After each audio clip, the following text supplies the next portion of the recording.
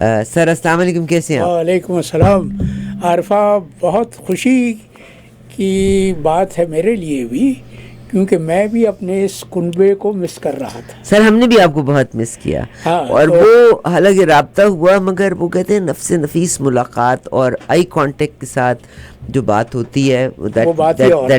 that is quite different. میرے استاد محترم نے، میں نے اپنی زندگی کی پہلی تقریر جی سر 9 برس کی عمر میں کی تھی. سیرت النبی کا جلسہ تھا اور بہت بڑا مجمع تھا. یہ پاکستان بننے کے تھوڑے دن بعد کی بات ہے. مارٹن روڈ کراچی میں، مارٹن روڈ کے کوارٹرز میں بے انتہا لوگ رہتے تھے، وہ سب جمع تھے وہاں. اور میرے استاد نے مجھے تقریر لکھ کے دی تھی اور میں نے وہ یاد کر لی تھی. تو میں جب تقریر کرنے کے لیے جانے والا تھا تو میرے اٹھنے سے پہلے میرے استاد محترم، اللہ ان کی مغفرت کرے، اللہ انہیں جنت کروٹ جنت نصیب کرے، انہوں نے مجھ سے کہا کہ بیٹا 2 باتیں یاد رکھنا. یہ جو تمہارے سامنے لوگ بیٹھے ہوئے ہیں نا، یہ نابینا ہے، یہ تمہیں دیکھ نہیں سکتے، لیکن ان کے کان ہیں، یہ سن سکتے ہیں. وہ دن اور آج کا دن، وہ جو اسٹیج فرائٹ ہوتی ہے نا، اسٹیج پر جانے کا خوف، وہ نکل گیا. لیکن آئی کانٹیکٹ بہت ضروری ہے. Eye contact exactly. سامع کی آنکھوں میں آنکھیں ڈال کی بات. اچھا، میں ظاہر ہے پاکستان کی پالیٹکس کی طرف دیکھ، مگر میرا نا وقت کے ساتھ بدلتے حالات میں there was a time کہ اگر آپ نے کسی کا ابھی بھی باڈی جیسچرز سے آپ کی مشینیں لگانے کے بعد جھوٹ سچ کا اندازہ کیا جاتا ہے. تو there was a time کہ کہا کرتے تھے کہ جو لوگ جھوٹ بول رہے ہوتے ہیں نا، وہ آئی کانٹیکٹ نہیں کرتے، وہ اپنی نظروں کو چراتے ہیں. چھت کو دیکھ لیا، آئی کانٹیکٹ سے پتہ چلتا ہے. مگر آج کل تو میں نے دیکھا ہے کہ لوگ آنکھوں میں آنکھیں ڈال کے جھوٹ بولتے ہیں. People are so bold now. ہمارے وطن عزیز کے سیاستدان تو خاص طور پر اس میں مہارت رکھتے ہیں. کیا بات. آپ ابھی ذکر کر رہی تھیں ہمارے علاقے میں جو اتھل پتھل ہو رہا ہے، جو ٹوٹ پھوٹ پورا مڈل ایسٹ اور یہ جو پورا نقشہ، سیاسی نقشہ بدل رہا ہے، اس میں اب امریکہ کی گرفت میں صرف اسلامی جمہوریہ پاکستان رہ گیا ہے، اور وہ بھی ہماری فوج کی عنایت سے. آج پاکستان میں جو کچھ ہو رہا ہے، پاکستان کی داخلی پالیسی جس طرح سے مرتب ہو رہی ہے اور خارجہ پالیسی جن خطوط پر استوار کی جا رہی ہے، وہ تمام تر کھیل ہے فوج کا. مجھے آج بڑی حیرت ہوئی، کل قطر میں افغانستان پر ایک کانفرنس ہو رہی ہے جس کی صدارت اقوام متحدہ کے سیکرٹری جنرل کریں گے. حیرت کی بات یہ ہے کہ جس ملک کے متعلق کانفرنس ہو رہی ہے، اسی کے لوگ اس کو مدعو نہیں کیا گیا، اسی کے لوگ موجود نہیں ہیں وہاں، لیکن پاکستان وہاں موجود ہے. مجھے نہیں معلوم کہ دفتر خارجہ نے منتظمین کی توجہ اس طرف مبذول کروائی یا نہیں کروائی کہ جن کے متعلق تم فیصلہ کرنے جا رہے ہو، جن کے متعلق تم بین الاقوامی رائے عامہ کو ہموار کرنے جا رہے ہو، جن کی اقوام متحدہ کے سیکرٹری جنرل کا کہنا یہ ہے کہ وہ دنیا کے تمام ممالک کو ایک پیج پر لانا چاہتے ہیں، لیکن وہ جس کے متعلق فیصلے ہو رہے ہیں وہی حاضر نہیں ہے. تو یہ اس سے اندازہ لگایا جا سکتا ہے کہ اس وقت وہ قوت جس کو پہلے دنیا میں سپر پاور مانا جاتا تھا، اس کی ترجیحات کیا ہیں، وہ کس طرح سے دنیا کے شطرنج کی بساط پر اپنے مہرے بٹھانا چاہ رہا ہے. صحیح. سر میں جب آپ سے یہ بات کر رہی ہوں نا، آپ کا بہت شکریہ کہ آپ نے یہ کہا کہ امریکہ کے بارے میں کہا جاتا ہے، اور بائیڈن صاحب نے اس پہ مار بھی کھائی کہ ایک دم سے انہوں نے جو انخلا کیا تھا فوج کا، اس کو امریکہ پہ بھی امریکہ اتنی جلدی سے بساط چھوڑنے والا نہیں ہے. ابھی ریسنٹلی کابل کے ایئرپورٹ کے اوپر جو دھماکہ ہوا تھا, بیچ بیچ میں سے لگتا یہ ہے کہ ان کے لوگ تاحال وہاں موجود ہیں. نہیں وہ تو ہے, ان کے لوگ وہاں موجود ہیں. یہ میرے آپ کی آنکھوں میں یہ تو ہمیشہ اپنی باقیات چھوڑ کے جاتے ہیں, اور انہی کی سنت پر عمل کرتے ہوئے ہمارے جو معتوب سپہ سالار ہیں, اب دنیا جن پر لان تان کر رہی ہے, باجوہ صاحب, وہ اپنی باقیات کو چھوڑ گئے ہیں. اور یہ جو پاکستان میں ہو رہا ہے وہ تو مجھے بالکل. عارفہ, تم نے جارج اورویل کا نام سنا ہے؟ جی جی. جارج اورویل کی 2 کتابیں بڑی مشہور ہیں. ایک تو ہے اینیمل فارم, جس کا ایک جملہ تو تاریخی ہو گیا, وہ دنیا میں زبان زد عام ہے. وہ کہتا ہے کہ اینیمل فارم میں سم آر مور ایکول دین ادرس. تو پاکستان میں بھی یہی ہے کہ some are more equal than others. George Orwell کا ایک اور جو مشہور ناول ہے, آج مجھے اس کی بہت یاد آ رہی تھی, اور وہ یاد یوں آ رہی تھی کہ میں نے کل جو ٹیلی ویژن پر دیکھا کہ جس طرح سے جناب پرویز الہی کا گھر, بختر بند گاڑی سے پرویز الہی کے گھر کا پھاٹک توڑا گیا, گرایا گیا, تو یہ فسطائیت کی انتہا ہے. مجھے اس پہ اورویل یوں یاد آیا کہ اس کی جو آخری کتاب ہے, جو اس کے مرنے کے بعد شائع ہوئی تھی,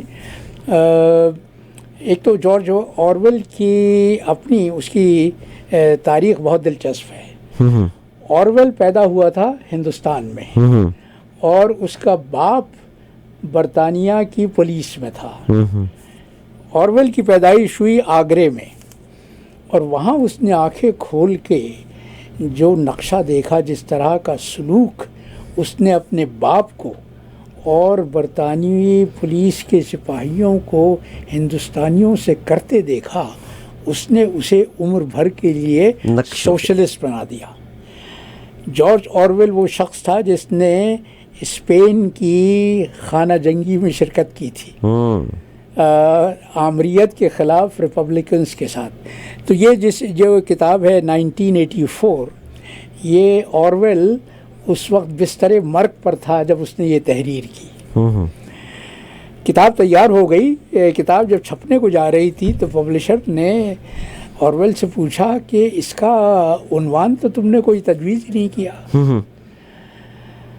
اورویل نے کہا کہ دیکھو, آج 1948 ہے, 1948 کی بات ہے یہ, تو یہ میں نے جس برطانیہ کا نقشہ کھینچا ہے آج سے کچھ عرصے کے بعد, تو تم اس کو 48 کو پلٹ دو. 1984 1984 اس کی کتاب کا ٹائٹل ہے, اور اس نے ایک ایسے برطانیہ کی روداد لکھی ہے جس پر ایک ٹولے نے غاصبانہ قبضہ کر لیا ہے. برطانیہ پہ ایک ٹولے نے غاصبانہ قبضہ کر لیا ہے, اور اس نے جمہوریت کا جنازہ نکال دیا ہے, آمریت ملک پر مسلط کر دی ہے. ایک جو جملہ بہت مشہور ہوا 1984 کا, وہ یہ ہے کہ بگ برادر از واچنگ. خفیہ ایجنسیوں نے ہر گھر میں, ہر جگہ پر, شاپنگ پلیسز پر, ہر جگہ پر, ریلوے اسٹیشن پر, ہر جگہ کیمرے نصب کر دیے ہیں جو لوگوں کی نقل و حرکت کی نگرانی کرتے رہتے ہیں. تو وہ کہتا ہے کہ وہ جو بیٹھے ہوئے ہیں بند کمروں میں, Big Brother he is watching all the time.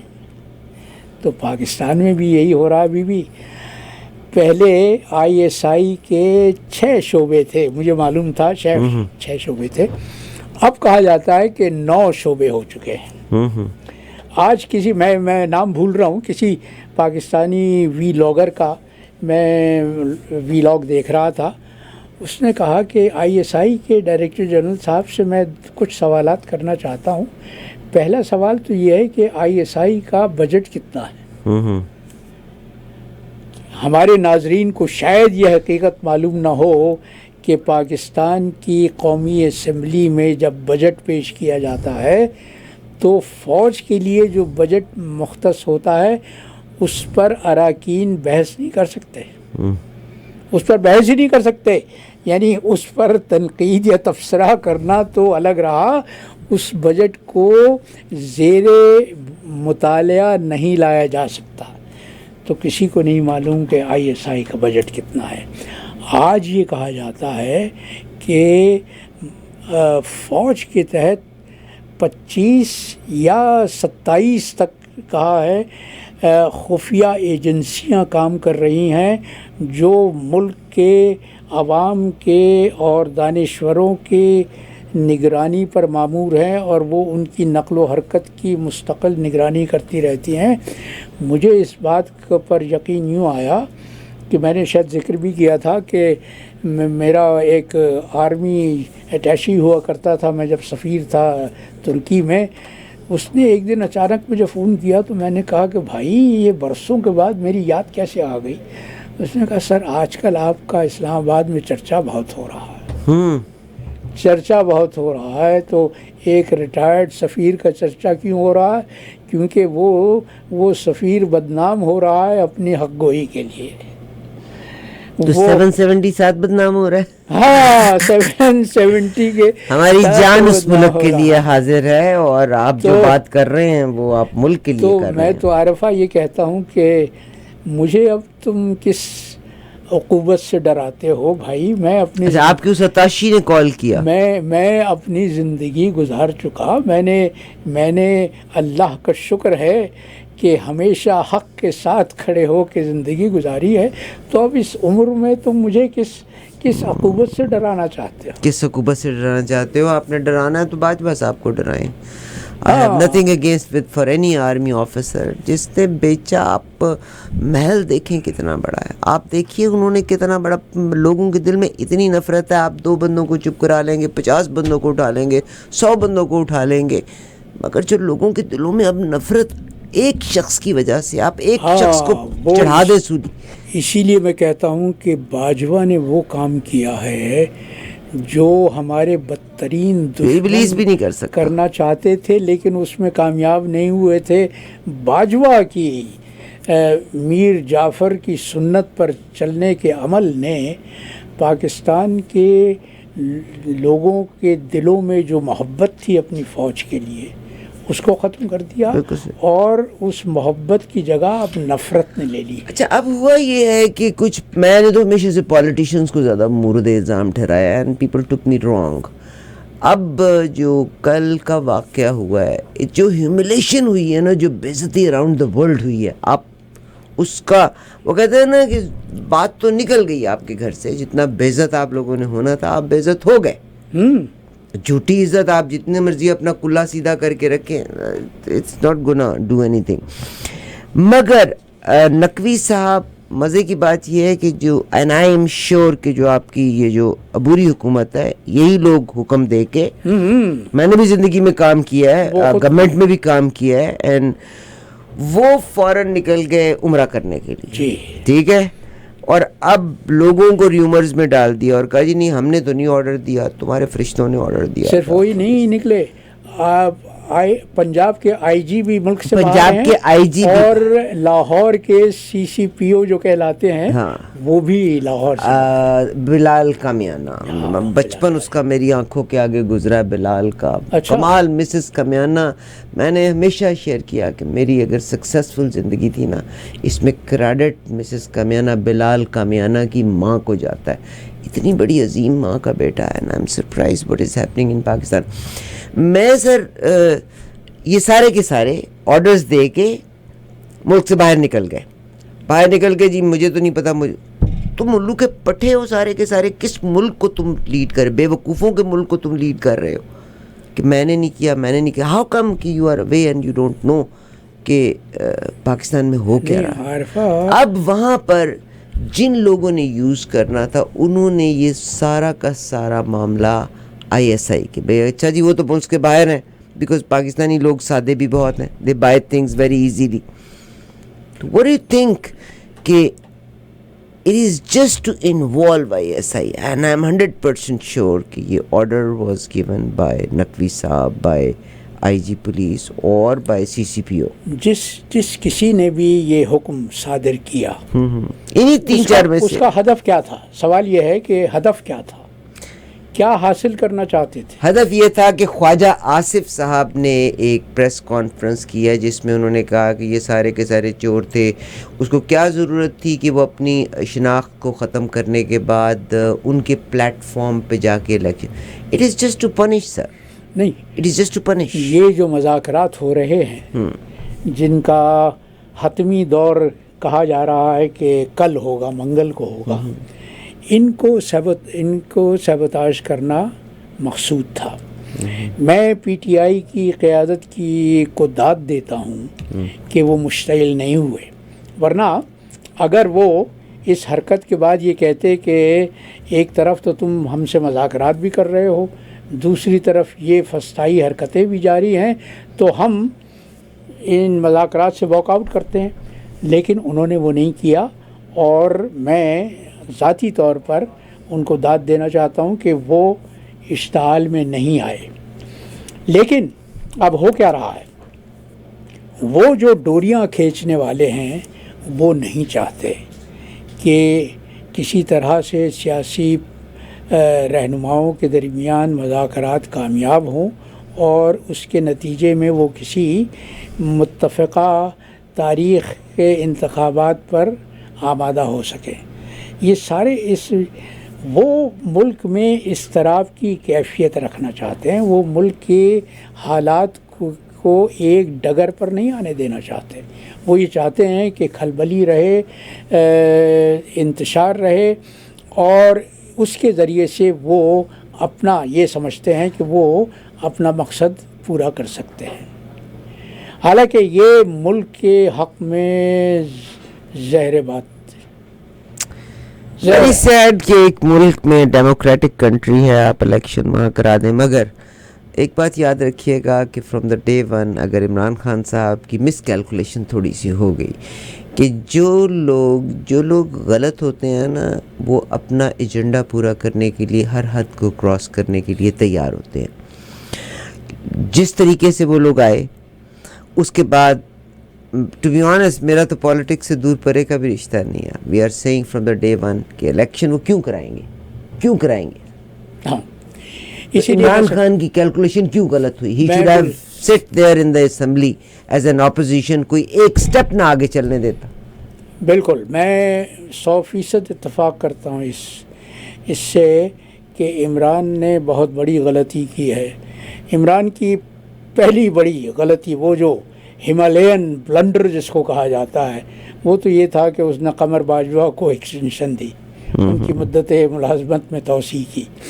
دوسری بڑی غلطی یہ کہ قومی اسمبلی سے واک آؤٹ کیا، پھر اس کے بعد پھر یہ دونوں صوبائی اسمبلیاں تحلیل کرنے کی کیا ضرورت تھی. آپ نے دوسری غلطی کہی. دوسری غلطی ان کی سب سے بڑی یہ تھی کہ جب وہ 3.5 سال، اور میرا خیال ہے کہ جو لوگ ملک کے ڈیمیج کی بات کرتے ہیں، میں تو 35 سال سے مطلب وہی بھٹو صاحب کے جانے کے بعد سے ڈکلائن اور ہر دفعہ چیزیں بڑھتی چلی جا رہی ہیں. سیکنڈ سب سے بڑی غلطی یہ تھی کہ جب باجوہ صاحب کے بارے میں بات ہوتی تھی تو عمران خان آ کے اس کو ڈینائی کرتے تھے کہ ہر فیصلہ میں کر رہا ہوں.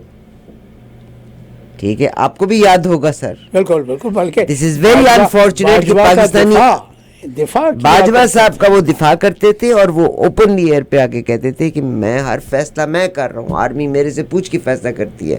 سر پاکستان کے لوگوں کی ریٹینشن بہت کم ہے، میموری بہت کم ہے، جس سے ہمارے سیاستداں فائدہ لیتے ہیں. آپ کو یاد ہوگا عمران خان صاحب، یہ ان کی سیکنڈ بلنڈر تھا. اگر وہ آنیسٹ تھے عوام کے ساتھ تو ان کو چاہیے تھا کہ وہ اوپن یا کے کہتے. 3.5 سال کے بعد بھی تو اگر آپ پریویس ہسٹری دیکھتے تو آج تک کسی نے اپنا پورا ٹینیور پورا نہیں کیا. عمران خان کو پتہ ہونا چاہیے تھا کہ اندر رفٹس بڑھتی چلی جا رہی ہیں. وہ اسٹیج پہ آ کے کہتے مجھے تو فیصلہ ہی نہیں کرنے دیا جا رہا، مجھے تو پپٹ کے طور پہ بٹھایا ہوا ہے. So it was his second blunder. Pakistan کے 18 وزرائے اعظم ہوئے ہیں، کسی نے اپنی پوری مدت پوری نہیں کی. تو سر ان کو پتہ ہونا چاہیے تھا کہ میں بھی اپنی پوری مدت نہیں پورا کر. پھر ان کی بدقسمتی تھی کہ کووڈ آ گیا, حالانکہ کووڈ میں ہمارا چیزیں بہتر بھی رہیں. پھر ان کی بدقسمتی تھی کہ کووڈ کے بعد مہنگائی, انفلیشن کا معاملہ ہوا, تو پوری دنیا, ابھی آپ کو پتہ ہی ہوگا کہ فرانس میں, اٹلی میں, انگلینڈ میں بہت بڑی پروٹیسٹ لیبر ڈے پہ ہونے جا رہی ہے. تو ان کو چاہیے تھا کہ ان کو پتہ ہونا چاہیے تھا, it was is miss calculation کہ میری حکومت اپنا وقت پورا کرے گی. سوال ہی نہیں پیدا ہوتا. اس ملک کی تو ہسٹری میں نہیں ہے کہ کوئی حکومت پورا کرے. نہیں, اور یہ بھی تھا عمران کے خلاف اندرونی محاذ پر بھی ماحول سازگار نہیں رہا, اور بیرونی مداخلت بھی ہوئی, اس میں تو کوئی شبہ ہی نہیں ہے. لیکن جب ہم ڈور کا سرا تلاش کرنے نکلتے ہیں اور مسائل کی جڑ تک پہنچنا چاہتے ہیں, تو ہمیں جڑ کہاں پہ ملتی ہے؟ آرمی ہاؤس, ہماری فوج میں. یہ وہ فوج ہے جس کا پاکستان مگر فوج کو مقام تو انہی لوگوں نے دیا تھا نا. اب بھی باجوہ صاحب آپ کو پتہ ہے ریٹائرمنٹ سے پہلے انہوں نے جہاز کتنا اڑایا ہے. He was England, he was America, پھر وہ سعودی عرب بھی گئے, پھر وہ پاکستان بھی گئے, کہ وہ ایکسٹینشن ابھی بھی تاحال وہ ایکسٹینشن چاہتے ہیں, لابنگ کرتے رہے. لابنگ کرتے رہے. وہ اصل میں فوج تو اس ملک کو اپنی ملکیت سمجھتی ہے. جرنیلوں کا جو نظریہ ہے, میں نے جرنیلوں کو بہت قریب سے دیکھا ہے. وہ تو سویلینز کے متعلق ان کا رویہ کیا ہے, یہ بلڈی سویلینز کہ جنرلز کی بات چھوڑیں, میرا تو خیال ہے ایک کیپٹنز کو بھی آپ ان کا اسکول ٹریننگ ہی ایسی ہے کہ آپ کا کول اکیڈمی میں چلے جائیں from the day one, once you are in there تو کوئی انسان پھر انسان نہیں. تو یہ سبق پڑھایا جاتا ہے کہ ملک کے وفادار صرف تم ہو, تم سے بڑھ کر اس ملک کا وفادار کوئی نہیں ہے. یہ وہ فوج ہے جس کا پاکستان بنانے میں کوئی حصہ نہیں تھا. یہ وہ فوج ہے جس کی تمام تر تربیت اور نشو و نما فرنگی راج کے تحت ہوئی ہے, اور فرنگی راج کی تمام تر روایات کو یہ فوج آج تک اپنے سینے سے یوں چمٹائے رہی ہے جیسے خدا نخواستہ یہ کوئی آسمان سے اتری ہوئی کتاب ہو جس کے ہر فرمان کو ماننا ضروری ہے. معذرت کے ساتھ وہ تو سر, اگر آپ اس لحاظ سے اگر فوج کا دیکھتے ہیں نا, کیونکہ ظاہر انگریز اپنی باقیات چھوڑ کے چلا گیا, تو ہماری بیوروکریسی بھی آج بھی ٹائی لگانے سے لے کے, رومال پہننے سے لے کے, کانٹا چھری پکڑنے سے لے کے, ہر چیز میں اگر آپ دیکھ لیں تو they exactly copy what the Britishers used to do. میں نے اپنی یادداشتوں میں لکھا ہے نا کہ میں نے سول سروس اکیڈمی کو نام دیا ہے افسر ساز فیکٹری کا, جہاں پر افسر تیار کیے جاتے تھے. اور یہ عالم تھا, بالکل درست کہہ رہی ہو تم, کہ ہمارے فوج کا تو کہہ دیتے ہیں, تو آپ کے ہمارے ڈائریکٹر ڈائننگ ہال میں چپکے سے آ کے بیٹھ جاتے تھے اور یہ دیکھا کرتے تھے کہ کون کس کھانے کے ساتھ کون سا کانٹا اور کون سا چمچہ استعمال کر رہا ہے. تو یہ بالکل درست ہے. لیکن طاقت کا جو منبع ہے, حالانکہ ہر ultimate power is with the army, ہر عامر یہ کہتا ہے کہ اب عاصم منیر نے بھی گزشتہ دنوں جو کاکول میں ملٹری اکیڈمی سے خطاب کیا پاسنگ آؤٹ پریڈ سے, انہوں نے قرآن پاک کی, انہوں نے بھی یہ منترا دہرایا کہ پاکستان میں طاقت کا سرچشمہ عوام ہے. بھائی, ان عوام کو تو تم کیڑے مکوڑے سمجھتے ہو. اگر آپ کو برا نہ لگے تو میں آپ کو دیتی ہوں. عاصم منیر صاحب نے تھوڑا تو ڈیفائی کرنے کی کوشش کی. باجوہ صاحب کا جو نسیم زہرا اور حامد میر صاحب نے جو ان کا کچا چٹا کھولا ہے, کہ انہوں نے کہا تھا پاکستان کی فوج کے پاس اہلیت نہیں ہے اور ٹینک کام نہیں کرتے. تو انہوں نے جو تلاوت کی نا قرآن پاک کی, یعنی ہی ڈڈ ناٹ ریسائٹ قرات کے ساتھ نہیں کی, انہوں نے قرآن پاک کی جو ورسز پڑھی, ان کا مطلب یہ ہے, اور جب اللہ تمہیں کامیابی دینا چاہتا ہے تو تھوڑی قوت کو زیادہ پہ. تو انہوں نے ایک لحاظ, اینڈ آئی واز لافنگ, کہ عاصم صاحب نے باجوہ صاحب کو بھی پروٹیکٹ کر لیا کہ یس ہمارے ٹینک کام نہیں کرتے, اگر انہوں نے صحیح کہا ہے. تو مگر اگر اللہ مدد چاہے گا تو دے دیں گے، دے دے گا مدد. لیکن اب ISI کا تازہ حکم سنا ہے تم نے؟ وہ کیا ہے؟ فرمان یہ ہے کہ کسی بھی فوجی افسر کو حاجی یا حافظ کے حوالے سے نہ پکارا جائے. سر یہ تو میں پہلے دن سے کہہ رہی ہوں. میں آپ کو اتنا بتاؤں، جو لوگ حج کر کے آتے ہیں، یہ میں معذرت کے ساتھ میں یہ کہتی ہوں، حج انسان کا ذاتی فعل ہے، یہ ان ناموں سے نہیں پکارا جانا چاہیے. کیونکہ ہم پاکستان میں ہم نے بعض چیزوں کو بے معنی کر دیا. ایک آدمی جو اندھا ہوتا ہے اس کو کہتے ہیں حافظ جی آ رہے ہیں.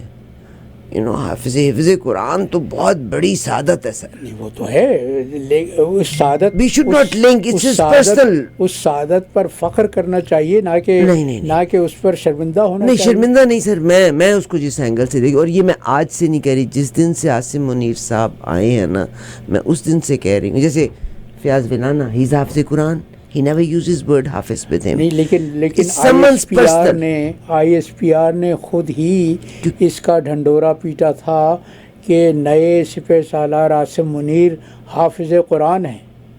I doubt it very much. ہاں نہیں بالکل کہا. مجھے آپ پیپر سمجھتے ہیں. جس پر انور مقصود نے پھپتی بھی کسی تھی کہ لگتا یہ ہے کہ اب ہر بات کی شروعات قرت سے ہوگی.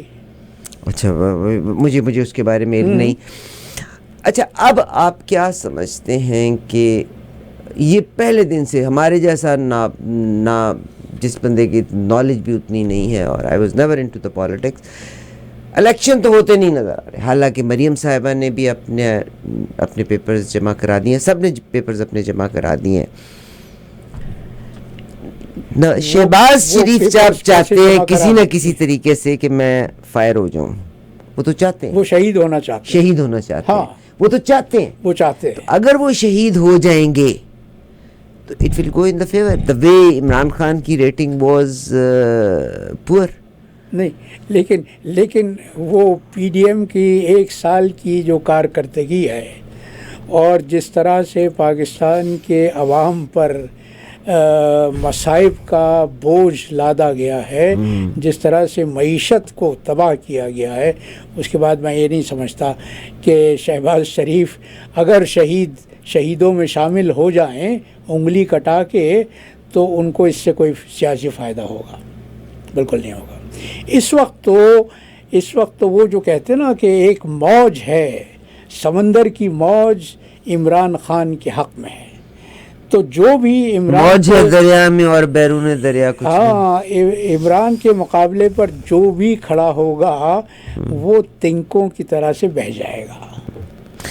اچھا، اب اگلی بات الیکشن میں بڑے دن سے یہ بھی سوال آپ جیسے ہر شخص سے جو ان لوگوں کے ساتھ ڈائریکٹ کانٹیکٹ میں رہا ہے، ان کی پلس کو فیل کر سکتا ہے.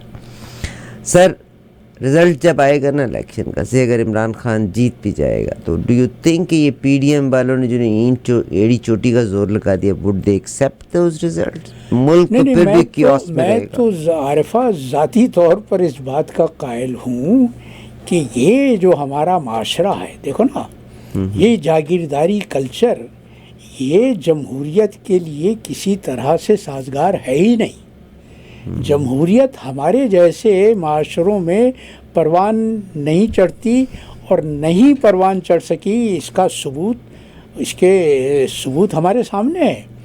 اس لیے کہ جمہوریت کی پہلی ضرورت کیا ہے؟ پہلی ضرورت ہے رواداری کی. ہم رواداری سے محروم ہیں. ہم جاگیرداری کلچر میں رواداری نام کی کوئی شے ہی نہیں ہے. وہاں تو اگر جمال صاحب میرے مخالف ہیں، اگر میرے نظریے سے اتفاق نہیں رکھتے، تو جمہوری کلچر تو یہ کہتا ہے کہ میں ان کو اپنا مخالف سمجھ کر ان کی بات کو سنوں اور اس کو وزن دوں اور ان کو اپنی بات پر قائل کرنے کی کوشش کروں. جاگیرداری کلچر کا نظریہ یہ ہے کہ جو تم سے اتفاق نہیں کرتا وہ تمہارا دشمن ہے، وہ مخالف نہیں ہے، وہ تمہارا دشمن ہے، اور دشمن کو ختم کر دینا ضروری ہے. دشمن کو ختم کرنے کے لیے کیا حربے ہیں ان کے پاس؟ 2 ہی حربے ہیں. یا تو اس کو خرید لو اگر وہ بکتا نہیں ہے تو اس کو ختم کر دو. تو یہ ایسے معاشرے میں، ایسی روایت میں جمہوری کلچر پروان چڑھ ہی نہیں سکتا. Very sad, very sad, very sad. Pakistan میں جمہوری کلچر واقعی نہیں چڑھ سکتا. We Dogar he is referring. بہت شکریہ آپ کا Ali Jan, thank you very much. We are very lucky to have him. ایک کوئی قطع ہو جائے آج کی صورت ہے، پاکستان کی صورت ہے سر، دل دکھتا ہے. آج تو عالمی یوم مزدور ہے نا. تو میں ابھی آ رہا تھا تو میری بہن نے مجھ سے پوچھا، اس نے کال کیا مجھے فلوریڈا سے.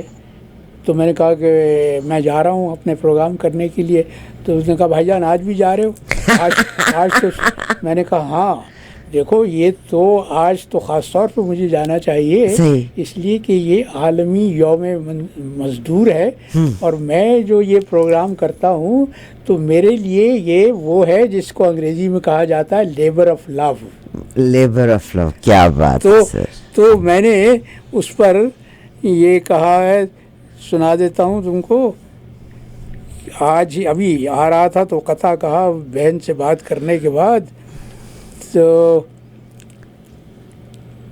جناب کرامت اللہ غوری صاحب آج آپ کو پتہ ہے آج کے دن کے حوالے سے اٹلی میں، فرانس میں اور انگلینڈ میں زبردست پروٹیسٹ بھی جاری رہیں گی. اپڈیٹ کریں گی شازیہ صاحب ابھی تھوڑی دیر کے بعد. جی سنو، مزدور کی محنت سے ہے دن آج کا منسوب. یہ انٹرنیشنل مزدور کی محنت سے ہے دن آج کا منسوب. شہرت ملے منصور سے ہے یہ ہمیں مطلوب. شہرت ملے منصور سے ہے یہ ہمیں مطلوب. مزدور کی اجرت ہی صلہ اس کا ہے برحق. مزدور کی اجرت ہی صلہ اس کا ہے برحق. حق گوئی پہ منصور مگر ہوتا ہے مسلوب. کیا بات ہے. ان الحق وہ بھی منصور نہیں حق گوئی پہ منصور مگر ہوتا ہے مسلوب. جناب یہ ذکر ہے ان الحق، وہ بھی منصور تھے جنہوں نے کہا تھا کہ میں ہی سچ ہوں، پھر ان کو مار دیا گیا تھا. جناب کرامت اللہ غوری صاحب کو بہت شکریہ. ایک شعر ہے جو میں نے کہا، ہمارے جرنیل زمینوں پر، پاکستان کی 1/3 زمین پر تو ان کا قبضہ ہے. وہ کسی نے بہت اچھا پچھلے دنوں ایک کیوں، معذرت کے ساتھ میں آپ کی قطع کلامی چاہتی ہوں، کیوں باجوہ صاحب نے یہ 75 کنال کی زمین ہے، میں بس پورا کا پورا پیپر ورک آیا کرنل انعام کے ساتھ ہم یہ پروگرام کر بھی رہے ہیں. عامر ذرا کوئکلی وہ گھر بھی دکھا دینا. یہ دیکھیے جی، یہ پیلس ہے جو وہاں پہ بن رہا ہے، ابھی عامر نکالتے ہیں.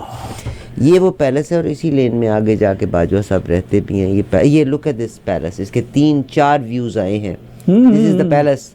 اس کا یارڈ دکھاتی ہوں میں آپ کو. یہ سنا ہے کہ باجوہ صاحب کے لیے یہ بن رہا ہے. یہ اس کا بیک یارڈ ہے. تو کتنے ایکڑ زمین پر قبضہ کر لیا انہوں نے؟ ایکچولی 75 کنال کے قریب ٹوٹل زمین تھی، اور اٹس اے ویری 1,45,000 مرلہ کے حساب سے یہ زمین بکی. کروڑوں کی، اربوں کی زمین ہے یہ والی. Look at this palace, look at this palace. اور اب یہ اس سٹیج پہ پہنچا بھائی. یہ اس کا مطلب ہے کہ 3-4 سال پہلے شروع ہوا تھا. کس حکومت کے دوران بنا تھا؟ اس زمین پہ قبضہ کس میں ہوا تھا؟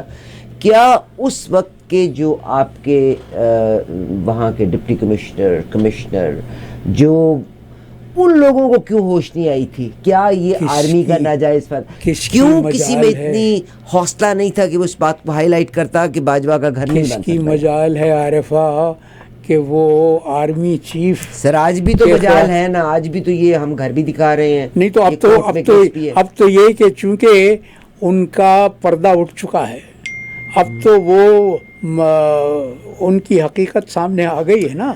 تو اب تو ایک اور چیز مجھے خیال آیا، کیونکہ کرنل انعام میرے ساتھ آتے ہیں، جنرل عاصم باجوہ صاحب پاپا جونز والے جو ہیں، ان کو عمران خان صاحب پیک کا چیئرمین لگانے جا چیئرمین رہے لگایا تھے لگایا تھا انہوں نے ویئر کام کیا ایز سی پیک کے یہ پوائنٹ آؤٹ کیا گیا تھا کہ اس آدمی کی کرپشن بہت زیادہ ہے. عمران خان صاحب نے تب ایئر پہ آ کے کیوں نہیں یہ کہا تھا کہ یہ چور کو لگا, یعنی ان کا تو وعدہ ہی یہ تھا کہ میں ایماندار لوگوں کو لے کے آؤں گا.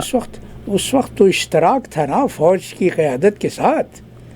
بھائی یہ اس حقیقت کو تسلیم کرنا چاہیے.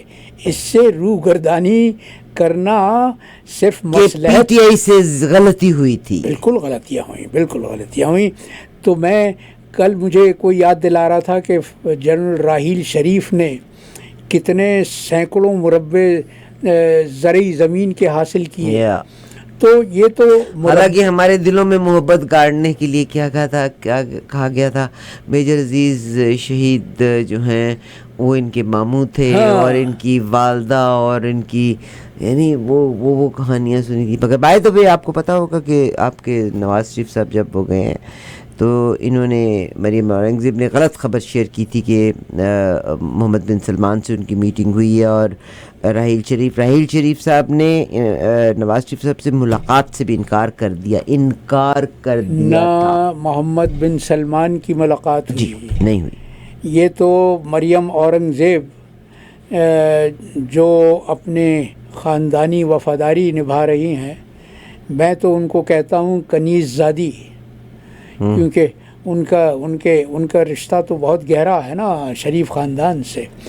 تو اب کل کوئی مجھے یاد دے رہا تھا کہ راحیل شریف صاحب نے کتنے سینکڑوں مربع زرعی زمین کے حاصل کیے. تو میں نے کہا کہ یہ مربوں کی ہوس تو ہمارے جرنیلوں میں بہت پرانی ہے. تو جمال صاحب سنیے, شعر ہو گیا تھا کہ مربوں کے میرے جرنیل ہیں اس درجہ دل دادا, مربوں کے میرے جرنیل ہیں اس درجہ دل دادا, مربع جان کر بدبخت کھائے جا رہے ہیں ملک. او مائی گاڈ, مربع جان کر بدبخت کھائے جا رہے ہیں ملک.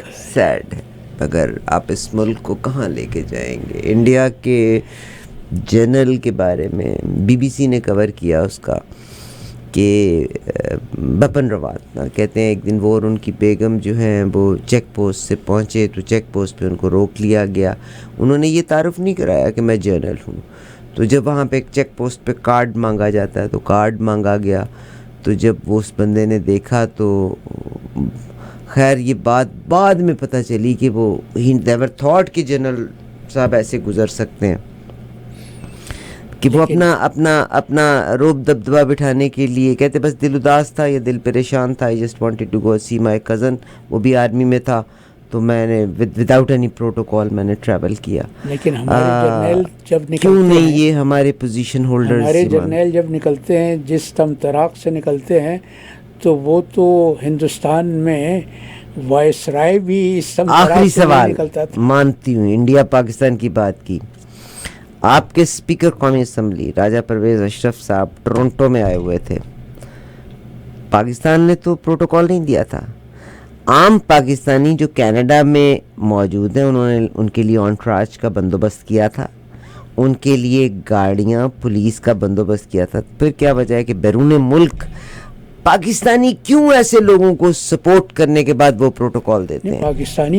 پاکستانی جو یہاں آتے ہیں تو وہ اپنی روایات, اپنا کلچر اپنے ساتھ اپنے سامان سفر میں باندھ آتے ہیں, اور وہ پیسہ خرچ کر کے وہ چیزیں ان کو پرووائڈ کرتے ہیں تاکہ یہ پولیٹیشینز ہمیں وہاں کوئی فیور دے سکیں, تاکہ وہاں ان سے فیورز حاصل کریں. تو پھر تو ہمارا خمیر ہی غلط ہوا نا. بالکل خمیر غلط ہے, خمیر میں غلامی ہے, خمیر میں غلامی. بہت شکریہ جناب, very sweet brother of mine. واقعی میں غلط نہیں کہہ رہی, میں نے بڑے دنوں آپ کے ساتھ شیئر بھی کیا کہ جناب کرامت اللہ غوری صاحب کو مس کیا تھا. ہی واز اوے, بٹ الحمدللہ نے زندگی سے تندرست دے. ہی از بیک اگین. ایوری منڈے آپ سے ملاقات کرایا کروں گی.